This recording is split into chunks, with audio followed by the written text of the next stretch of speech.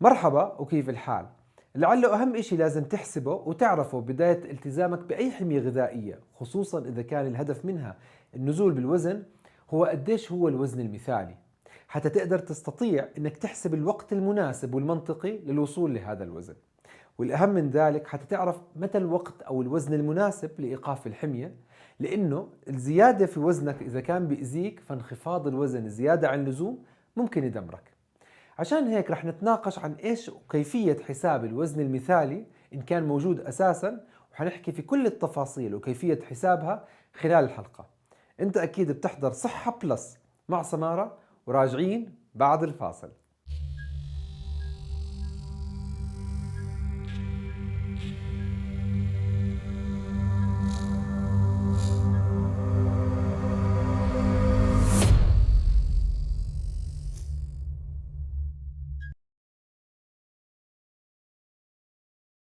في بداية حلقتنا لليوم، وقبل ما نتكلم عن الحسابات وكيف نحسب الوزن المثالي، لازم تكون عارف إنه كل إنسان بيختلف عن الثاني في الجينات والظروف البيئية اللي مر فيها خلال حياته. الإشي اللي بيخلي من المستحيل إيجاد معيار حتى نقدر نحسب الوزن المثالي لذلك الشخص، فما بالك بمجموعة من الأشخاص أو مجتمع كامل أو مجموعة من الأجناس والأعراق وممكن حتى الجنس.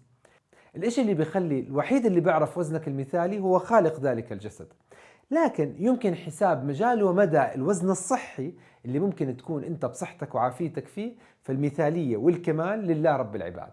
فالوزن اللي بتشوفه على الميزان هو رقم مجرد لا قيمة له إذا بدك بس تطلع على الميزان لحاله. فإذا افترضنا أنك بدك تطلع على الميزان دون ما تعرف من الشخص اللي توزن عليه، فممكن يكون وزن 75 هو وزن رجل نحيل أو شاب رياضي أو سيدة امرأة حامل في الشهر الثامن. فالوزن اللي بتشوفه على ميزانك بتضمن مجموعة من المكونات داخل جسدك، فبتضمن وزن الدهون ووزن الأنسجة. وزن الأنسجة بتضمن العضلات، وزن العظام، وزن الأعضاء، بالإضافة لوزن الماء اللي بيشمل لحاله 60% من كامل وزنك.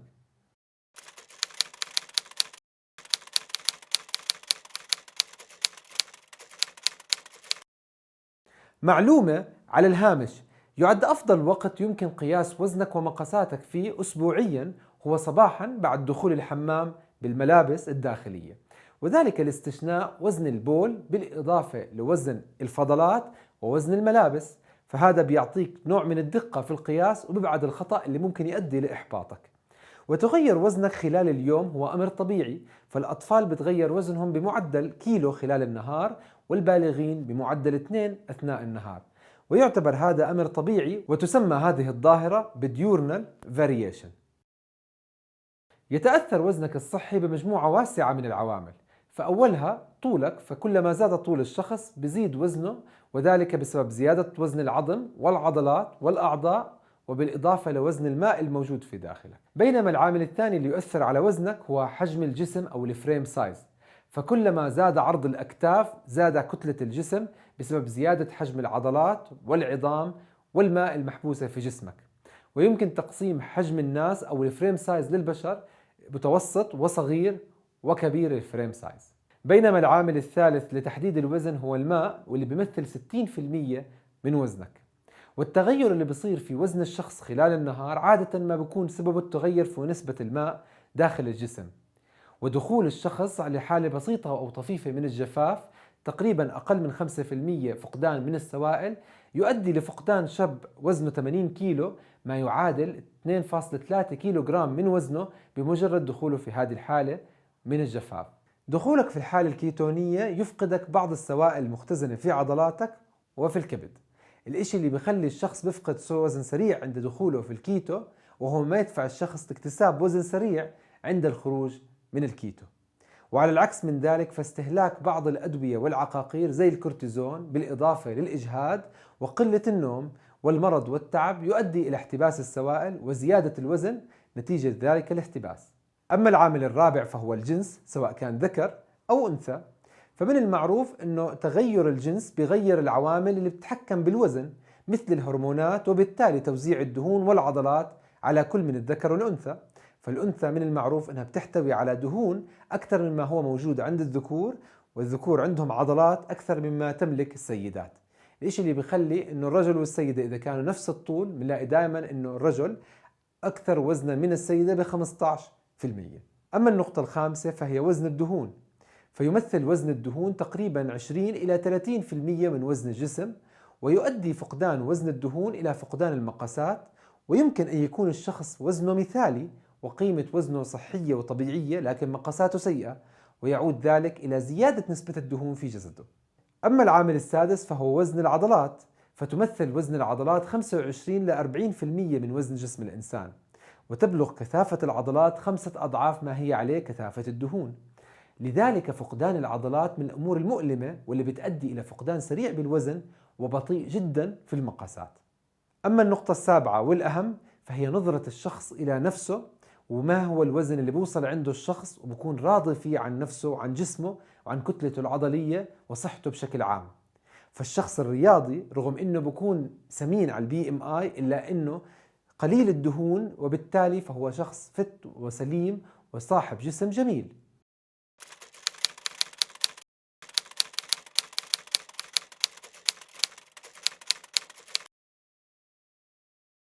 معلومة على الهامش: يعد رقم الميزان رقم مجرد لا قيمة له، خصوصا إذا تم عزله عن بقية العوامل، فممكن يكون نفس الشخص سمين وهزيل على نفس الوزن، وحيث يشكل وزنك عبارة عن عضلات بالإضافة لدهون وأعضاء وماء.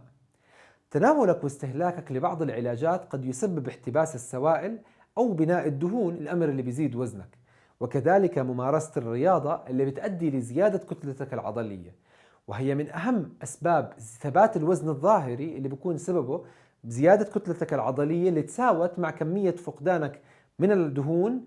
فبالتالي بتلاقي في فقدان بالمقاسات، فقدان بالدهون، زيادة في العضلات، فبكون في ثبات بالوزن مع فقدان فقط بالمقاسات.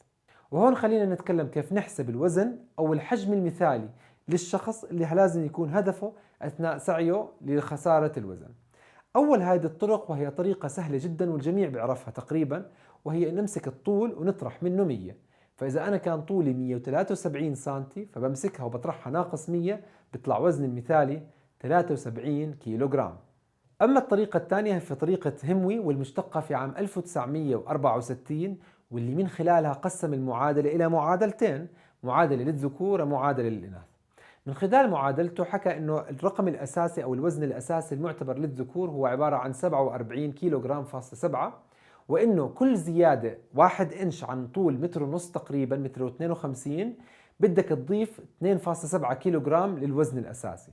فواحد زي حالاتي طوله 173 لازم يكون وزنه المثالي حسب المعادلة تقريبا بحدود 62 ل 76 كيلوغرام. أما السيدات فيمكن احتساب وزنهم بنفس المعادلة لكن مع تغيير الوزن الأساسي ل 45 وكمية الوزن اللي بنزيده لكل إنش ل 2.4. بذلك بتكون وزن سيدة طولها 160 يساوي خلال هذه المعادلة 46 إلى 56 كيلوغرام. أما الطريقة الثالثة وهي الطريقة الأكثر انتشاراً وأحدث طريقة مستخدمة وأكثرها اعتمادية هي البي ام اي، البادي ماس اندكس أو مؤشر الكتلة، واللي يمكن احتسابه من خلال قسمة الوزن على مربع الطول وذلك بالمتر. فإذا أردت أعرف أنه قديش هو وزني الصحي فهو بين مؤشر كتلة 18.5 إلى 24.9. فطولي أنا 173 سنتي، إذا بدي أحسب أنا الوزن الأقل الصحي إلي بكل بساطة 18.5 وزني مربع طولي بيطلع عندي 55.3، بينما أقصى وزن لازم أوصله حتى أكون في الحالة الصحية هي طولي مربع طولي مضروب في 24.9 حتى يطلع عندي 74.5.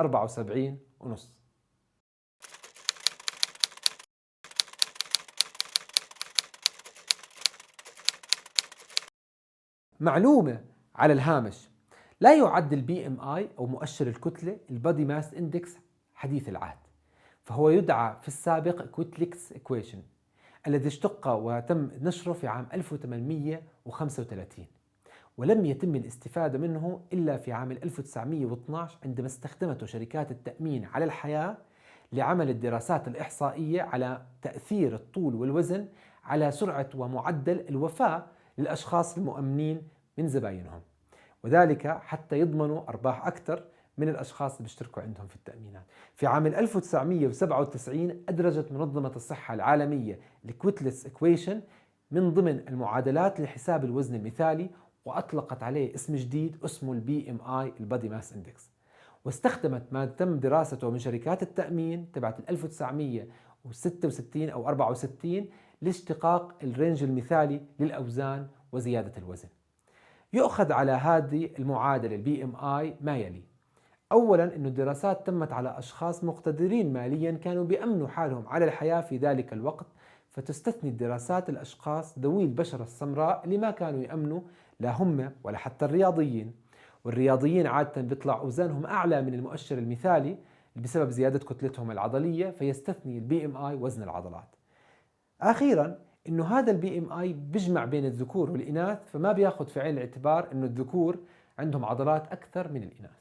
أما الطريقة الرابعة فهي استخدام CDC Charts أو منحنى النمو، واللي يعتبر طريقة ممتازة لتحديد الوزن المثالي وحتى الطول الصحي للشخص. فمن خلال هذه المنحنيات يمكن للشخص تحديد الوزن والطول المثالي للأشخاص خلال فترة النمو من 2 إلى 20 عام. هذه المنحنيات ممتازة، فهي تحتوي على منحنيات خاصة للذكور وخاصة للإناث. قامت CDC برسم هذه المنحنيات إحصائيا من خلال دراسة كمية كبيرة من الناس في مختلف أنحاء العالم بالاعتماد على 6 دول أساسية.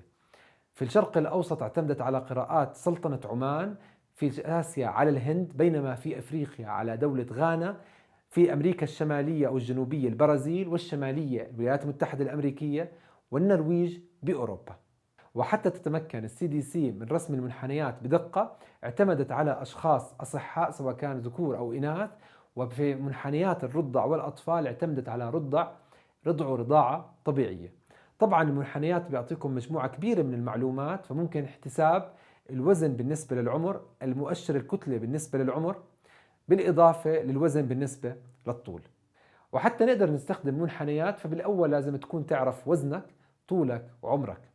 بتمشي بالخط الإكس بالصيني، بالخط الصيني بالعمر، فإذا كان عمرك أكثر من 20 بتاخد 20، بتطلع إلى قديش اللي هو وزنك، وبتشوف قديش المئين اللي أنت واصل عليه. فإذا أنت كنت على المئين 95 فما دون فأنت أمورك سليمة، وإذا كنت بين الخمسة فما فوق فبرضه أمورك سليمة. إذا كان نفس الشيء بخصوص الطول، بتمشي بالوزن بالعمر لل50 أو لل25، وبترتفع لتتقاطع مع الطول اللي أنت عنده، وبتشوف قديش طولك بالنسبة للبوبيوليشن والناس المجتمع اللي قاسوا أوزانهم وحطوهم في الشارت. أما النقطة الخامسة وما قبل الأخيرة فهي احتساب نسبة الدهون المثالية. في هاي الطريقة في طرق مختلفة لاحتسابها، فمنها احتساب نسبة الدهون باستخدام شريط القياس، أو استخدام ثني الجلد، ومن خلال قديش كمية ثني الجلد تقدر تتوقع وزن أو نسبة الدهون. بعض الأبحاث بتستخدم طرق أكثر تعقيدا مثل الوزن تحت الماء، أو من كمية الهواء المزاح في جهاز مخصص لذلك.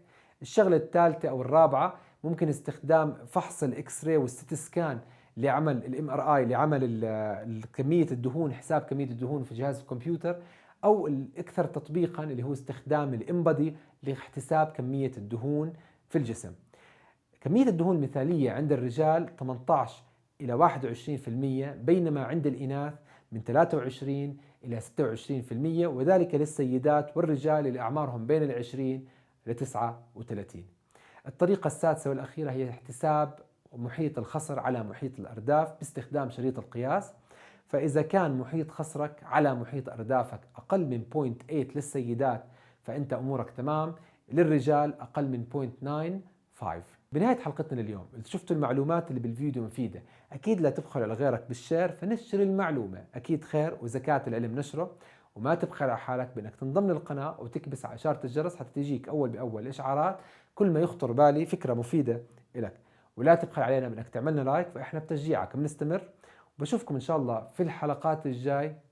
صحيح، تقدروا تنضموا لعالمنا الرائع بالفيسبوك، عالم سمارة كيتو أند فاستنج بلانيت، وتقدروا تتابعوني على الانستغرام والسناب شات. وأكيد بشوفكم في الحلقات الجاي. بأمان الله، مع السلامة، باي.